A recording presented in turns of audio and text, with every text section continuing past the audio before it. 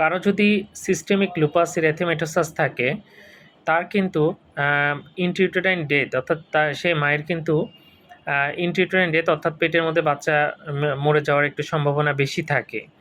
তো যাই হোক, এই অসুখে আপনারা কিভাবে বুঝবেন বা ডাক্তার দেখাবেন, সেটা হচ্ছে এক ধরনের র্যাশ থাকে, সেটা আমরা দেখতে পাই। এছাড়া ওরাল আলসার থাকে, মুখের ভিতরে আলসার হতে পারে।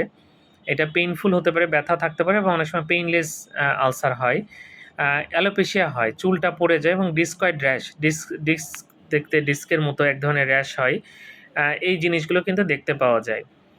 তো এসএলই এবং এটা অনেক সময় একটা অ্যান্টিফসফোলিপিড অ্যান্টিবডি সিনড্রোম বলে একটা রোগ আমরা বলি।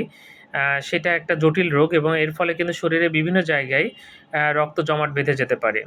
এটা আর্টারির মধ্যে অথবা ভেনের মধ্যে কিন্তু থ্রম্বোসিস করতে পারে। আর্টেরিয়াল অথবা ভেনাস থ্রম্বোসিস হয় এবং তার কারণে কিন্তু বাচ্চা মারা যেতে পারে। তো আমরা যেহেতু এসএলই এবং অ্যান্টিফসফোলিপিড অ্যান্টিবডি সিনড্রোমের রোগী পাই, বা এরকম রোগী আছে আমাদের দেশে, তো এটা সঠিক চিকিৎসা হওয়া দরকার এবং ভালো একজন রিউমাটোলজিস্টের আন্ডারে থাকা উচিত। গাইনোকোলজিস্ট তো দেখাতেই হবে।